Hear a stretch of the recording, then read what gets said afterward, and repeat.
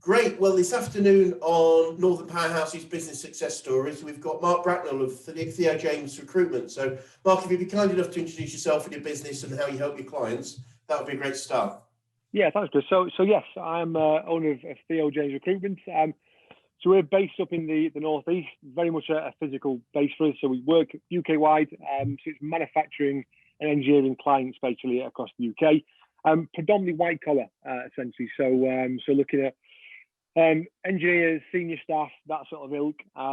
More of last few years utilising technology quite a bit, so a slightly different slant on the sort of everyday normal recruitment firm. So yeah, pretty much we are 5.5 years going. This is going to our 6th year, and we're 10 strong. So small firm, but quite big plans for the next 6 months to grow. So quite an exciting time for us. All being well. Fantastic. Well, that's great, and great to see that you're growing. But I guess first question, sort of looking back over the last 8 or 9 months, how did the lockdown, the COVID outbreak, the lockdown affect you? Not as bad as it could have done, and not as bad as I feared. We're about 80% permanent and contract based. Yeah. So that is a bit more dangerous, I guess, in this sort of mentality when you haven't got ongoing contractors. So back in March, when it all sort of happened in pretty much a space of 24 hours really, it fell off a cliff. Probably the most challenging couple of days of my working life, I would say. I think we had about 150 live vacancies. It was actually ironically going to be our best week. We had about 6 or 7 big offers, all fantastic stuff. This hit, and then they all got put on hold or cancelled altogether. Pretty much all our clients said, we would have put all this on hold. We can't go. So we were looking, me and the other owners were basically looking down cost base. Like any firm, we have probably 4 to 5 months of cash in the bank. We were looking at potential incomings for the next 4, 5, 6 months as zero potentially. So really scary times. This was before any government schemes came in place. So obviously, we only know what you know, and we didn't know that was going to be there. So that was a tough time, I would say, mentally dealing with that. But the world sort of put itself back together again. The government, came with some pretty good schemes, which helps a lot of firms. Definitely helped ours. Manufacturing, it thankfully was a very good sector to recruit for. So we recruit across the whole board. So it's all areas of manufacturing. Some which are, we didn't know the term at the time, which are key workers now. So pharmaceutical, food, FMCG, packaging. A lot of our clients, thankfully, still working in business as usual. Some were very, very busy. Food, for example, yes. Flu, medical, flu. So other areas were hit hard. Aerospace, automotive, two of our biggest sectors. We had to, pretty much put them on hold for pretty much until now. So we were balanced out, I would say. So it was challenging, and we had to adapt and pivot. But thankfully, nowhere near as bad as what it could have been. So yeah, it feels nice to breathe again. But yeah, interesting times, I'd say. Brilliant. It's starting to get a little bit sort of nicer looking back. I know we're sort of only just out of the second lockdown, but it feels in general for people we speak to, we've still got plenty of challenges to face, but we've sort of come over the worst. What sort of key adaptations did you have to make in your business? I think we were fortunate, I guess, that we are quite, technology has always been a big thing for us, and so we were cloud based. We were all cloud based. So right. We were pretty much we're laptop and cloud based technology. So even though we didn't, and we never have done, we didn't have a work from home policy. We literally could pick up and work from home. So thankfully, we had that luxury to do that. That still took some adapting because we've worked really, really hard on culture here. And when you have a team, a small team, I'll probably say it's easier to create a culture, the culture you're looking for. And it's a recruitment can be pressurized, but we try and make it fun. We try and make it interesting, and everyone's moving about, walking about together, sharing wins, sharing losses. That was probably the biggest adaptation in terms of moving that, where suddenly everyone sat in using their own Wi-Fi, sat in conservatories and spare rooms, and trying to keep that going and keep people motivated. And sales, only by yourself and often cold calling during these times was really hard. So it was probably, that was the biggest thing to adapt to try and keep people motivated. We had to furlough some staff as well. So we were working on a very, a smaller workforce. There was 4 of us pretty much going at it every day. So even though thankfully the business model didn't change because we still had clients to serve, we still cold called during the pandemic. The actual business and culture itself, we had to adapt and pivot. So it's more of a mentality change, I would say, than an actual sort of process change, really. Yeah, that's good to hear. And we're hearing some businesses, as you say, literally can sort of pick up everything and go home, which is great. And others. So what about your leadership in terms of, obviously, we can't not communicate. So just how you used to walk into an office would have communicated something to your team. How did you replace that sort of being together? Yeah, and that was, it's a big challenge, I would say. And I think, looking back, I think we did a good job of it. And we're still doing it now. At the minute, it's myself and feel like my number 2 and Vicky with me. On the side of the office, nice and safe because we didn't want people near each other. But we're jumping online as a team at 8, 12 and 4. So we're having 3 very quick meetings.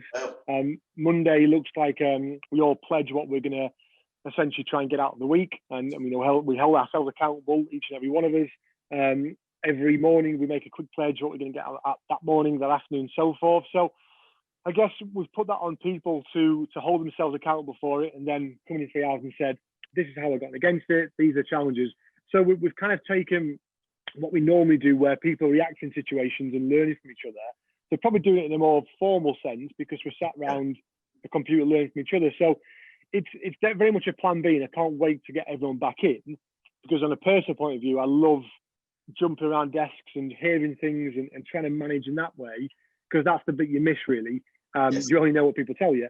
But I think I'm pleased we've been able to do that and keep that together. I would say if we were 4 times as big, I think we'd have to have little pockets of people doing that, because have to have 40 people sat on an online meeting would be difficult. So technology, thankfully, and video in particular, we've used for years, but it's been an absolute godsend. I think without it, it would have been a really heartbreaking thing. So yeah, tough one. But no, thankfully, I think we've done okay.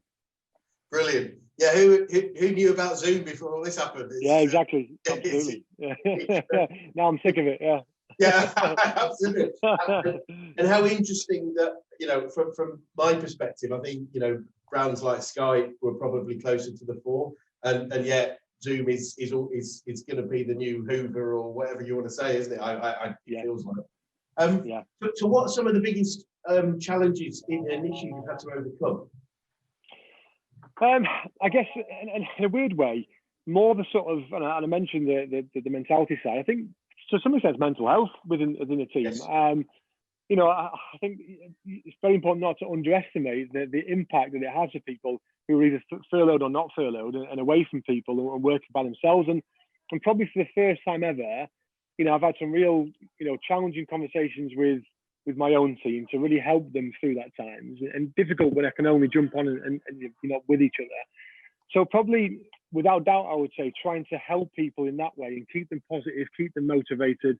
When you've got staff that's furloughed for a long period of time, it's worrying. And I think I felt for them a lot more than I did for people working, because they were sat at home. I was communicating anything I possibly could do them. I was giving an update every week, even though at times there wasn't really much of an update to give them. In terms of, when we hope they can come back, when we think things are moving forward. But that was a real tough time. So I would say I'm pleased with the way the company's performed, and I don't think I would do anything differently in terms of what we did. But the biggest challenge, without doubt, was the mental health side, and we're still feeling the effects of that, I would say. I can still feel that people are taking things probably harder than they normally do, and I'll take that into myself as well. If I'm sat in an office, last week I sat by myself and we had a big proposal we didn't win, and it's silence. Normally I'd sort of have a team and we'd get back up and go again. It was really tricky, so if I'm struggling to pick myself up, I can't. It's the same for my team. So I think by far the biggest challenge is definitely the mental health side, which is in a sales environment anyway, is a real thing. We've always got there's highs and lows in recruitment and in sales in any job, but recruitment is a roller coaster, and people always say that, but it is, something you can place 3 people in a position and be the best job in the world, and then 3 hours later they've all got counter offered, they've got taken jobs, and you sat there hating your job. So it's difficult, and you can't give them a hug and help them. It's a tricky one. So that's been the hardest thing, I would say. Yeah, that makes a lot, a lot of sense, especially as you say, that sort of motivation environment of the recruitment and sales are that keeping people up is really key. But also, as you say, the resilience of the downs. We tend to, as you say, the downs are much more harder to take when you're on your own. Fascinating. 100%. So on the flip side, what are some of the wins you've seen? We so without doubt our biggest win, and to some extent you create your own luck, but you've got to have a bit of fortune, I guess, in business. We did previously, just before the pandemic, we started working with a business which is quite local to ourselves, called Adaptations. So great firm, signed, they were 75 strong. So they work with 3M to manufacture batteries that go into ventilators.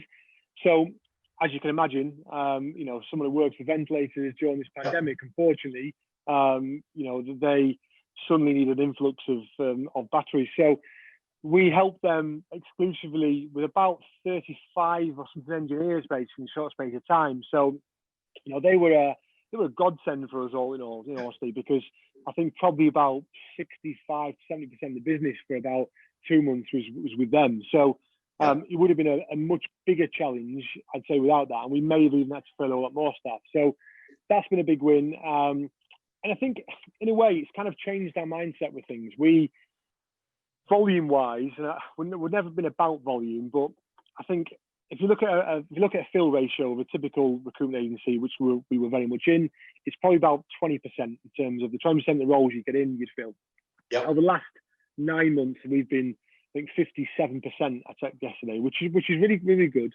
And it's kind of changed my mindset quite a bit that you don't need all the customers in the world. You just need the right ones and work with them correctly. So, moving forward, we want to make sure we're taking the wins out of that, if we can get closer to a smaller number of clients and work with them more effectively, we're not failing with 8% of businesses, because that's the way you've got to look at it. It's a competitive environment, so you can't win them all because not all positions are exclusive. But if you can work towards that and, you can service less clients but more effectively, then it's win-win. So, without doubt, that's been our biggest win, I'd say. Brilliant. There's almost work, where they say that you're afraid working smarter rather than harder. Absolutely, yeah. And I think sometimes when you're so busy and things are going well, you don't have the time to reflect. I think sometimes you only look at your losses and think, how have I done differently? It's very rare that people, when they're winning, go, okay, what have I done that's good there? You don't have that reflection for whatever reason. So it's definitely. Brilliant. And I guess looking backwards, what adjustments that you put in place or that had in place, or will you keep in play moving forward? Aside from that, I would say, I guess we're more flexible. I guess the way I've built my firm, I guess, are mindsets and cultures I've inherited from the companies I've worked for, I would say. And, there was pretty much in recruitment, a lot of firms, there's no flexibility in sometimes the way you dress and work from home. And I think, we are more flexible generally now. And there's that fear, I guess. Suddenly, when you say to people, you don't have to wear a shirt and what have you and tie, they're suddenly going to work very differently and very, very informally. But then you realise that they work exactly the same. And actually, sometimes they feel more comfortable. I think you breathe a bit and go, that's okay then. That's all right. And even though I want people back in the office and working together, if someone says to me, look, I want to work from home today, I've got something to sort, then we know we can trust them to do that because they've done it and the numbers are on the board and they know they can do it. So I think there's that confidence there now that it doesn't have to be like it was before. So, it would have been great to some extent, to not gone through this, but I think you've got to take the positive out of this situation and there's lots of little positives we're going to take to come out of it a better firm, I think. And I'm sure we're not alone in that. I think you're absolutely right. I think a lot of people, as long as you rightly say, we take the time to look and reflect and make that almost part of the business moving forward, we can take the learnings from the wins and the challenges and keep the good stuff, drop the bad stuff, and everybody wins. So going back to March, is there anything that you would have done sooner? Hindsight's a wonderful thing, but is there anything looking back that you'd have done more quickly? I don't think so, but I guess if I literally could have gone back knowing what I've known now, I probably wouldn't have panicked as much. I mean, thankfully we let one person go, and even though potentially that was probably the right thing to do because I think we were a better firm and leaner, there was still that first week, I would say, before the government schemes came in place, that it was in my mind just mass panic, and probably 2 days without sleep, and probably the family probably felt the effects of the stress there. So I think, even though I think we did everything we should have done as a business right, mentality wise, I would have loved to have known that everything was going to be okay. I think if something like this happens again, I'll know that it's never as bad as you think, and you've always got to think about worst case scenario. And if that is the worst case scenario, what can you do? And I think I've learned that. I think I've probably grown as a person, grown as a manager and owner, knowing that we can, if we can deal with these situations, we can deal with anything. So yeah, I think we did the right things, but it would have been nice to have known that, yeah, for sure. Yeah, it's fascinating. It's brilliant. We do a lot of work with clients at the moment on that idea of, when we're in the middle of the challenge, i.e. going back 8 months, is okay, when we get out of this, or, and okay, if we get out of this, we'll use that phrase, but when we get out of this, remember this point, because it's okay. And then when we're out of it, let's say now, or whenever we're feeling happy and comfortable, look back and say, that was a dark time, learn from the fact that it doesn't have to be, the feelings we had weren't correct in that circumstance. It doesn't mean they're not always correct. But unfortunately, the human condition has a prevalence to think the worst rather than the best. Worst case. So one of my consultants went through a bit of a tough time. Well, we terminology-wise, we say she's hitting the post, hitting the bar. She's doing all the right things, and she wasn't quite going away. But the process was there, and I didn't have any concerns. But you don't know that when you're working yourself. She had an excellent couple of weeks where everything went right, and she was over the moon. So I said to her, bit wacky, but write yourself a letter. Write yourself a letter now to yourself, addressed to yourself, for the next time where things are going your way. So just tell yourself what this feels like, so you know for a fact that if you stick the process at work, and she's done it. So hopefully she won't have to write a letter for a while, but she will at some point, because it's not always like that. You have peaks and troughs. So yeah, I think exactly what you say. You need to reflect, but it's difficult when you're in that moment, isn't it?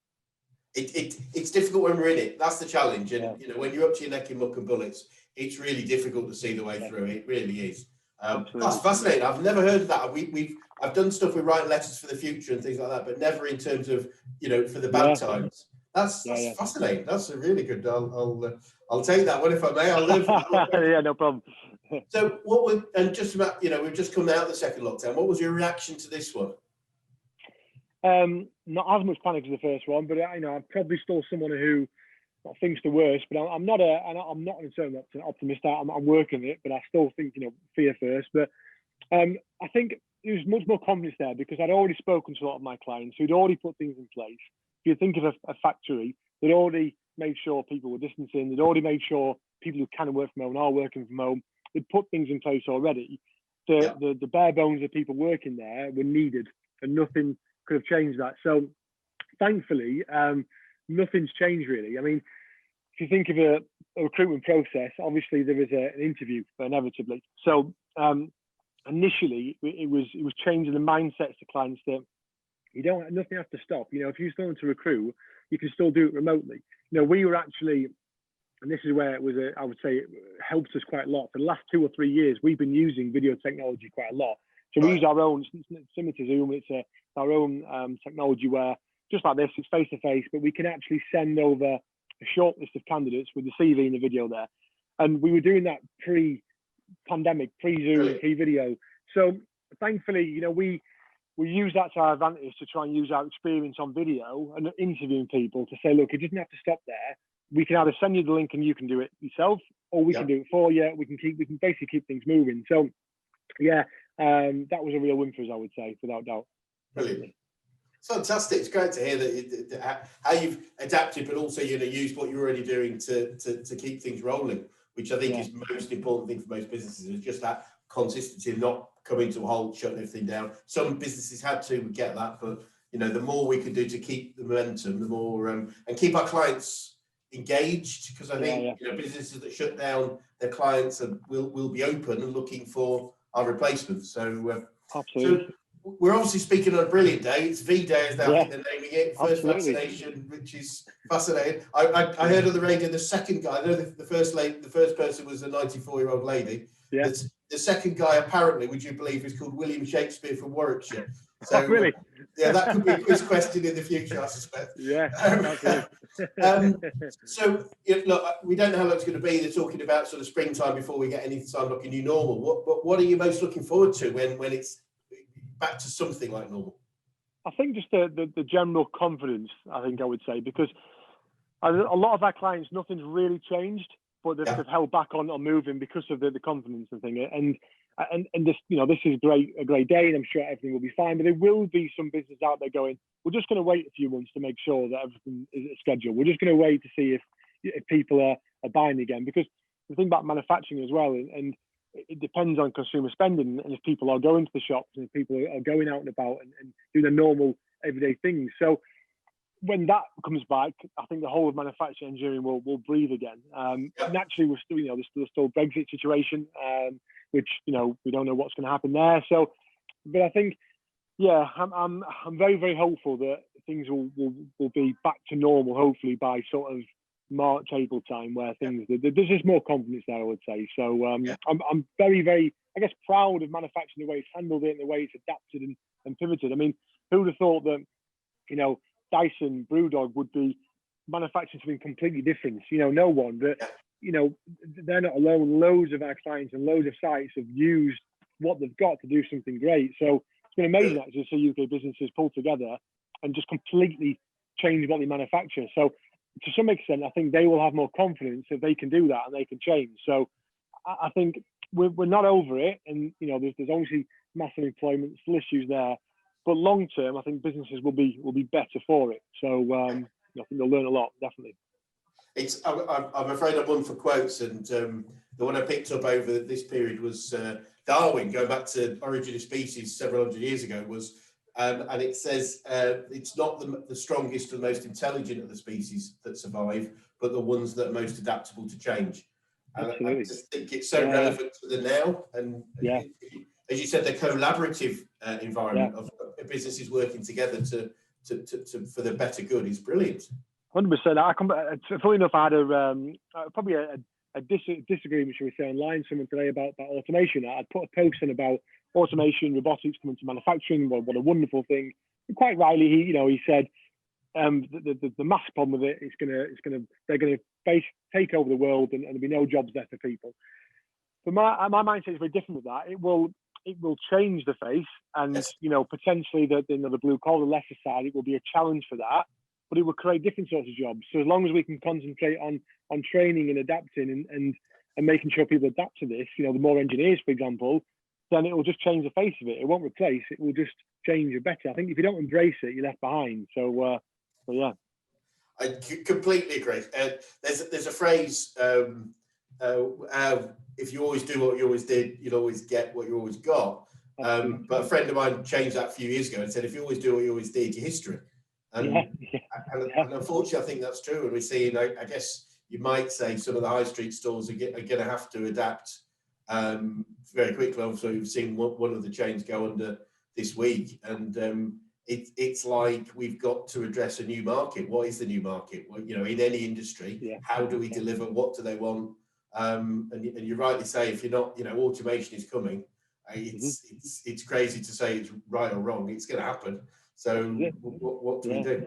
Remember when people say the internet was a fad? It's the same as that. Absolutely, it'll never catch on.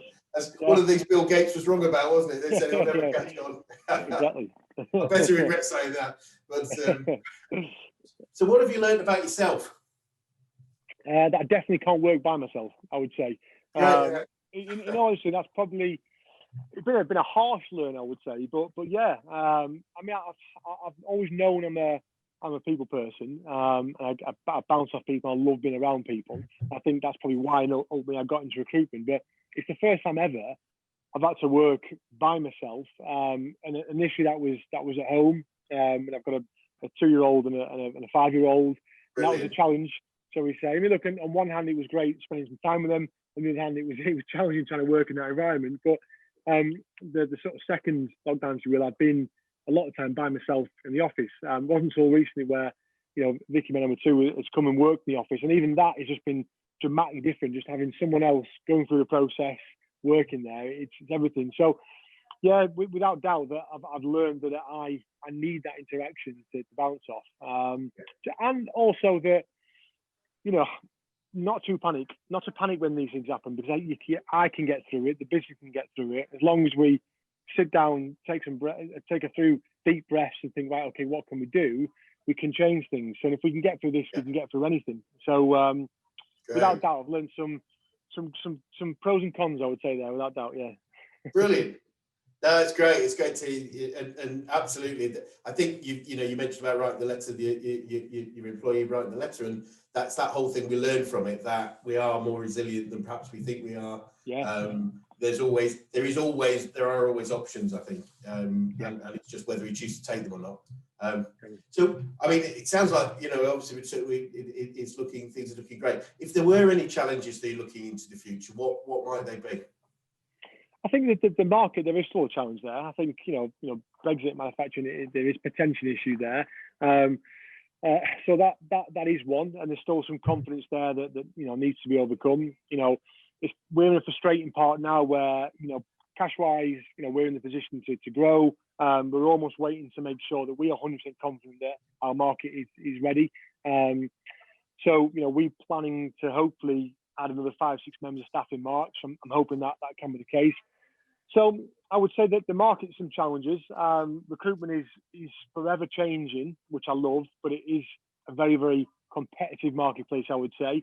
There is a lot of new recruitment firms. It's probably the easiest company to start up, which is great. I think that I love it when someone contact me and say, I'm thinking of starting my own firm. Can you give them tips? Because I think the country and the world needs more entrepreneurs, but it is still a challenge making sure as an owner of a recruitment firm, you work in the right manner, you're adapting to change.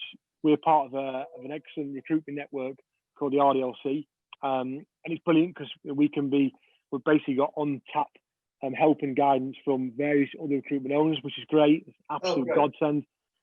So I think for us, it's to challenge ourselves and to make sure we're bettering ourselves every day. So because we've got to move with it and make sure we're stepping up every single day to be better, basically. So there's challenges out there, but yeah, we're ready for them. Love it. So I guess on as a final note, then obviously there's challenges, but you're going to face them. So what does the future look like? Hopefully very good. I'm excited about it. Getting back, I guess, very briefly, that in hindsight, it's been a blessing on one side, because normally we're all about growth and adding heads and so, and actually in recruitment, that's very tough. It has a 50% turnover rate staff-wise. So it's been a nice time to, you know what, let's not even talk about growth for 9 months. Let's just work with what we've got. And we have had that time internally, and we've seen 3 or 4, maybe 5 promotions during lockdown period, which has been great. And that's been some real good internal wins. So it's been nice to have that, I would say, moving forward. And then hopefully by March, we can add, 5-6 heads, which will be a massive difference to the firm. We've got plans to go outside the UK, potentially looking at the States and Germany as new markets for us. So yeah, the future's exciting, I would say. As good as this has been in terms of finding everything out about all of our staff and almost knowing their foundations now, I'm looking forward to the next step now to really grow things and kick on. So yeah, fingers crossed. That's brilliant. Thank you so much. Well, I guess what would you say to somebody that was really fearful right now and unsure? What would be your message? I mean, in any industry, but I think just be brave and back yourself. I mean, if I think back to when I started this business, I left a very stable job and a good salary. Timing wise, my firstborn was literally about to be born. We're just moving our house, so it couldn't be the worst time. But we had an opportunity there, and we were brave. And I again went back to worst case.